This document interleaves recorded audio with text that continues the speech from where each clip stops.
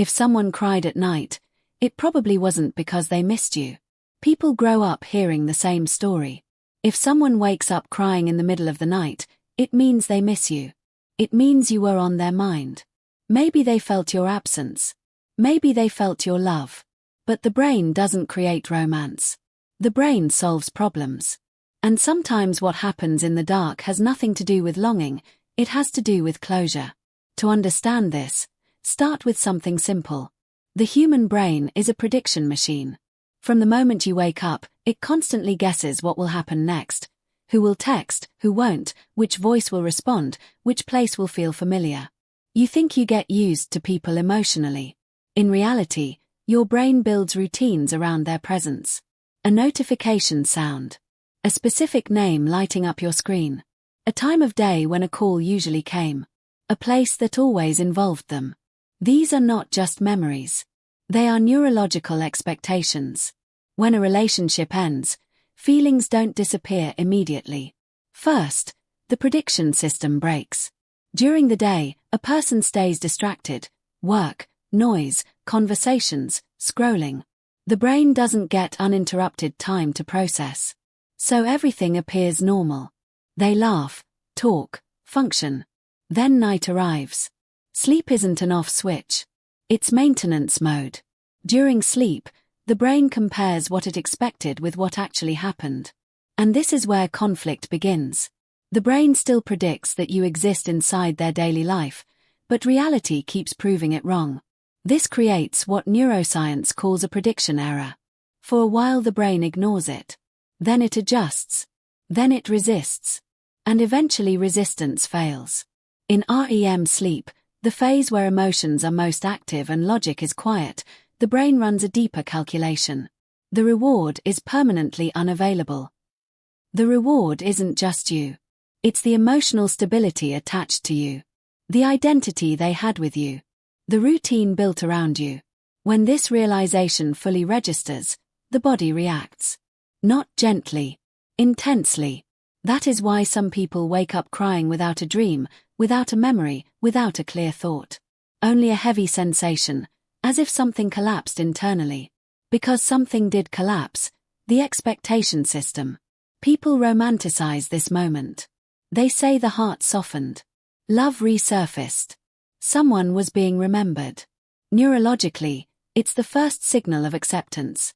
The brain finally admits the pattern will not repeat. The person often checks themselves. Am I sad? Am I thinking about them? But they find no specific thought. Only emotion without a visible cause. Because the cause isn't in conscious thought. It's at the system level. You may believe they are feeling you. In reality, they are feeling absence. Those are very different experiences. And here is the important part. This crying phase rarely comes before reconnect. It comes at the end of expectation. As long as hope exists, the brain stays stable.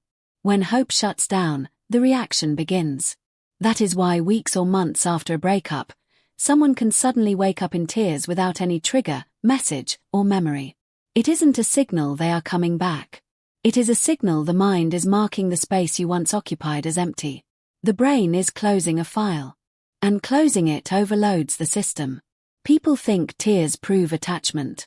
Often, tears are the process of detachment. For now, understand this. Nighttime crying is less about remembering someone and more about accepting reality. And acceptance rarely means return.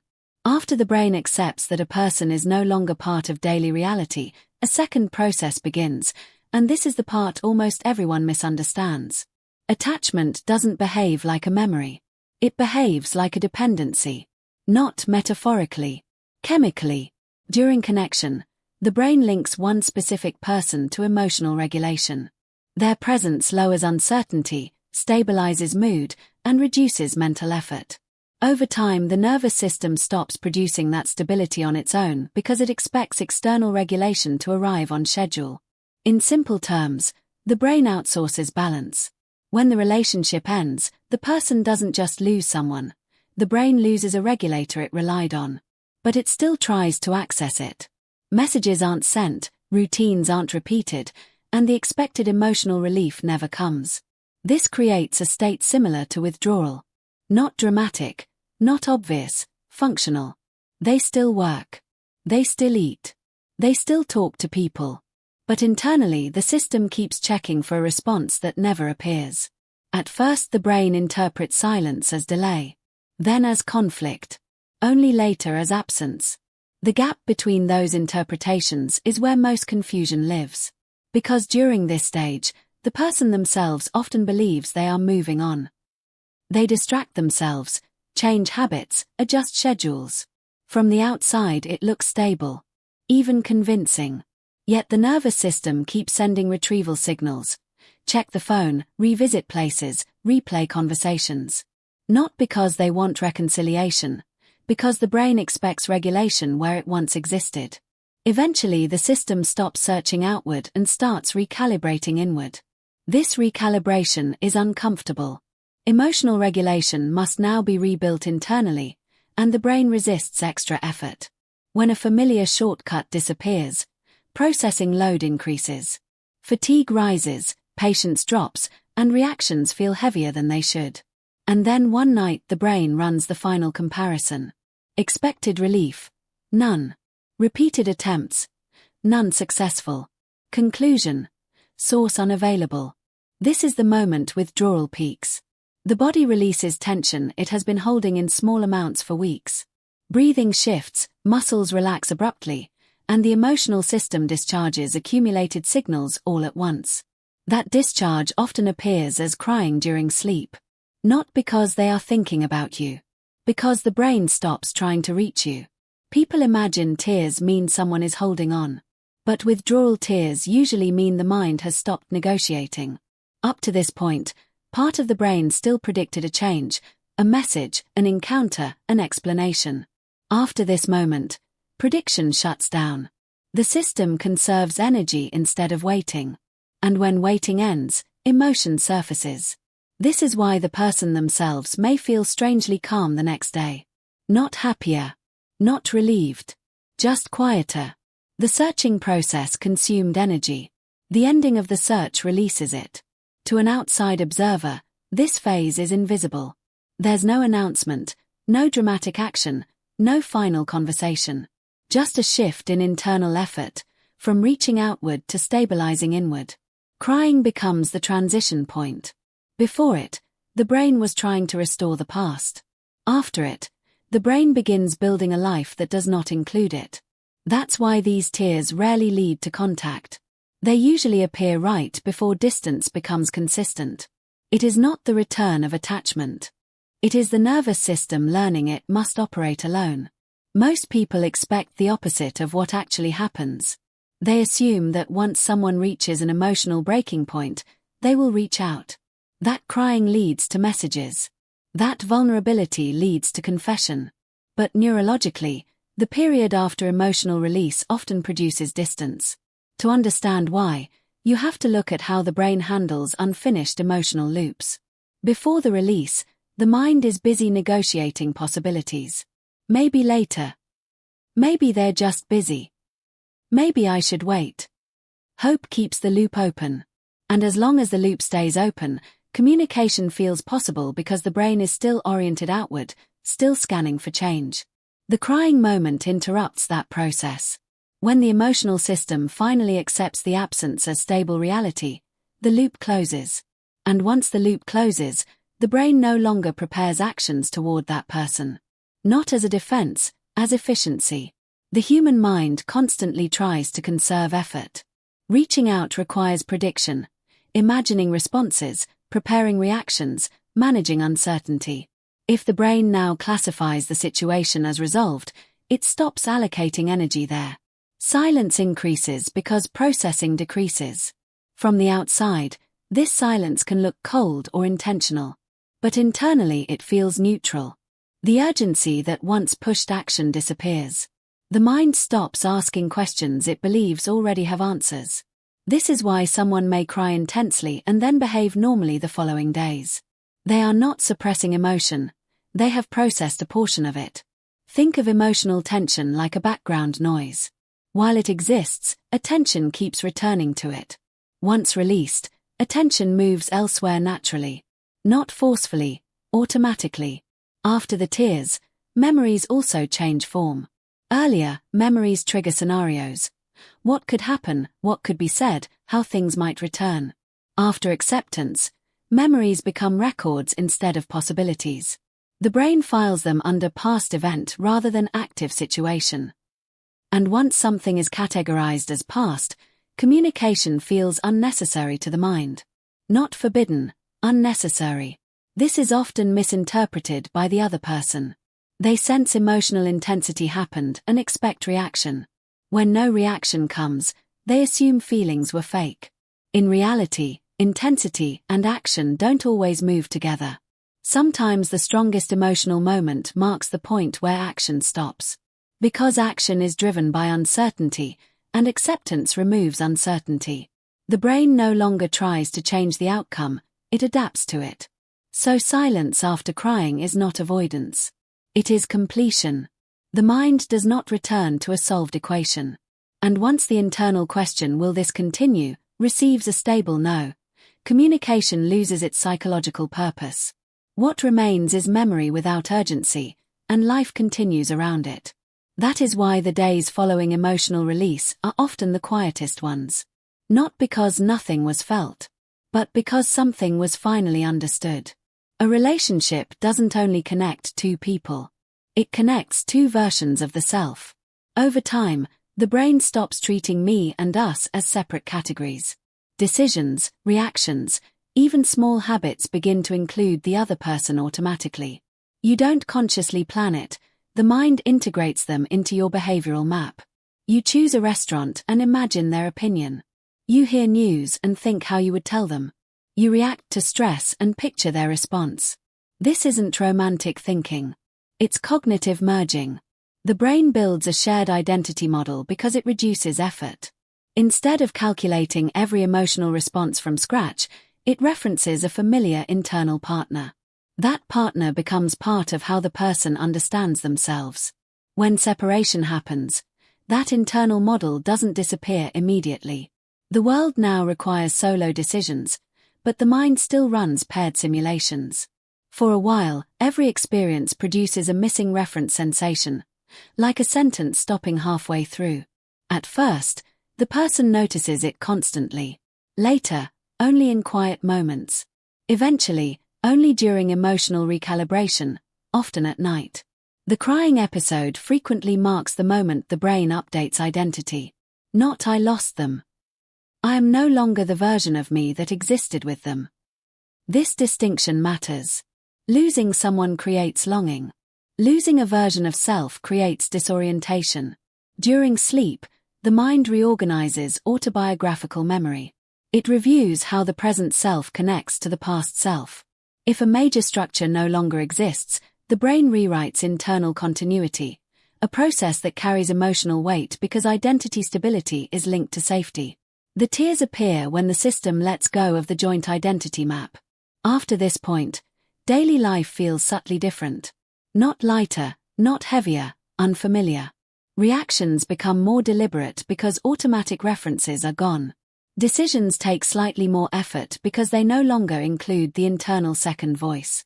And communication often decreases further here. Not out of resentment. Because interacting again would temporarily reactivate the old identity model, forcing the brain to undo the separation work it just completed. So the mind avoids reopening the structure it has started to dismantle. People sometimes interpret this as emotional distancing or pride. Internally, it is structural consistency. The brain prefers one stable self-definition rather than switching between two. Crying therefore wasn't only emotional release. It was identity revision. Before it, part of the person still functioned as someone connected. After it, they begin functioning as an individual again. This is why the tone of their behavior changes subtly afterward. Less reactive, less checking, less referencing the past. Not because memories vanished, but because the brain assigned them to a previous version of self. And once the mind relocates something into a former identity, interaction with it no longer feels natural. The person hasn't erased you. They've updated who they are without you. One of the most confusing parts of emotional endings is the absence of explanation. From the outside, it seems logical. If someone felt something strong enough to cry, why wouldn't they say it? Why wouldn't they send a message, offer closure, or describe what changed?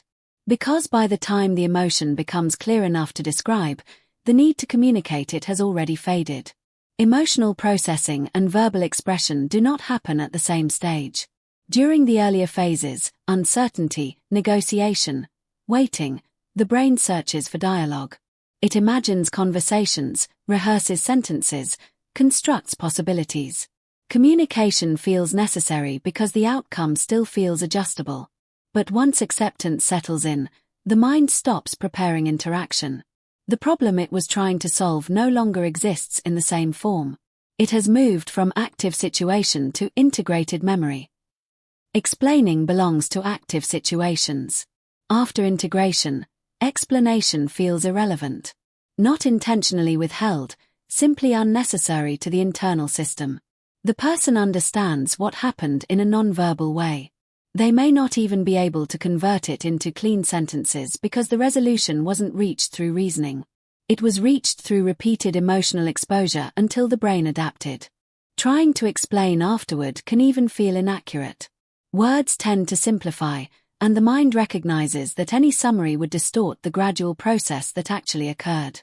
So it chooses silence instead of a misleading narrative. There is another factor.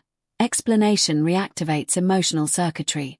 Describing the past requires reconstructing the mental state that existed inside it. The brain briefly re-enters patterns it just reorganized. To maintain stability, it avoids unnecessary reconstruction. So rather than saying, "I cried because I finally accepted it," the person says nothing and moves forward. To the other side, silence feels like avoidance. To the brain, silence feels like completion. People expect communication to follow intensity because in ongoing relationships, it does. Conflict leads to discussion. Confusion leads to clarification. But closure works differently. Once the internal question is answered, conversation has no functional purpose left. This is also why delayed confessions rarely occur after genuine acceptance. If someone speaks much later, it is usually reflective, describing what once was, not an attempt to reopen it. The crying moment was personal processing, not a message waiting to be delivered. Not every strong emotion is meant to be shared. Some emotions exist only to reorganize the person experiencing them.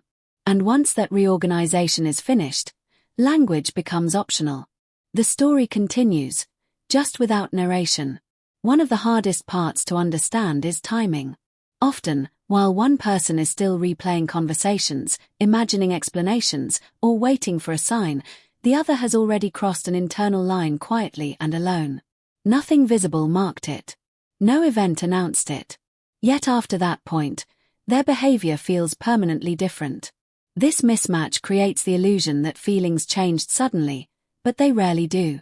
Emotional processing is not synchronized between two people.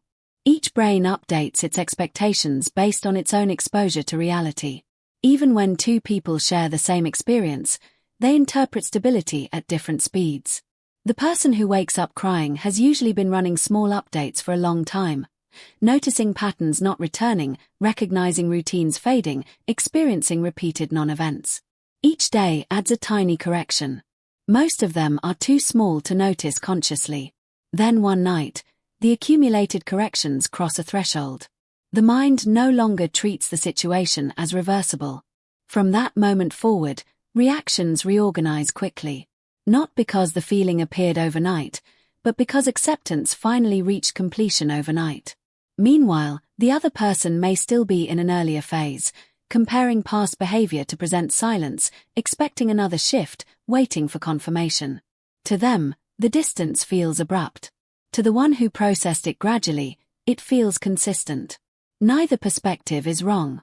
They exist at different points on the same curve. Humans assume emotional change should be visible, a final talk, a last argument, a clear decision. But much of it happens in repetition. The 10th unanswered impulse, the 20th ordinary day without contact, the slow normalization of absence. By the time tears appear, The adjustment has been underway for weeks or months. This is why attempts to reconnect right after such a moment often meet calm rather than reaction. The emotional work already happened internally. External interaction arrives late relative to the brain's timeline. It can feel personal, as if effort was ignored. Yet from inside that mind, the effort simply belongs to an earlier stage that has concluded. Timing isn't about fairness, it's about processing speed. Some people need certainty before letting go. Others let go to create certainty. The difference changes when each stage begins and ends. So the night they cried may have been the night their question ended, even if yours continued. Not a sudden decision. A delayed recognition finally reaching the surface. And once recognition stabilizes, behavior follows it quietly. By now the moment looks different. Not a signal sent across distance. Not a hidden message waiting to be decoded. Not a dramatic return about to happen. It was a private turning point. When someone wakes up crying without a clear dream or thought, the mind has usually finished an argument it was having with reality. For a long time, part of the brain held two positions at once. The past still mattered, but the present kept contradicting it.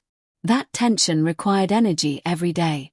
The tears marked the moment the contradiction stopped. Afterward, the person doesn't become emotionless. They become consistent. Memories remain, but they stop competing with current life. The mind no longer checks for changes in a situation it now treats as settled. From the outside, this can feel confusing because intensity is often associated with continuation. We expect that strong emotion must lead to action, a message, a return, a confession. But some emotions exist to close a chapter internally so that action is no longer needed. The crying wasn't reaching outward. It was the system resetting inward. Once a conclusion is accepted deeply enough, behavior simplifies. There is less monitoring, fewer imagined conversations, fewer mental rehearsals. Attention shifts naturally to immediate surroundings, not as a forced distraction, but because nothing inside insists on returning to the old loop. People sometimes look for hidden meaning after the fact, signs that the emotion pointed toward reunion. Yet acceptance rarely carries instructions. It only removes resistance. And without resistance, the mind follows whatever path exists in front of it, even if that path leads away. So the night mattered, but not for the reasons often imagined. It mattered because an internal process reached completion. A question stopped being asked. A possibility stopped being calculated. No announcement accompanied it. No explanation was required. The change was structural rather than conversational. You may never hear about that moment from them, because its purpose wasn't communication. Its purpose was alignment between memory and reality inside a single mind. Some endings are not decided in dialogue. They are recognized in silence. And the tears were simply the body's way of releasing the last tension between what was hoped and what is. After that, life continues, not denying the past, not chasing it, just no longer organized around it.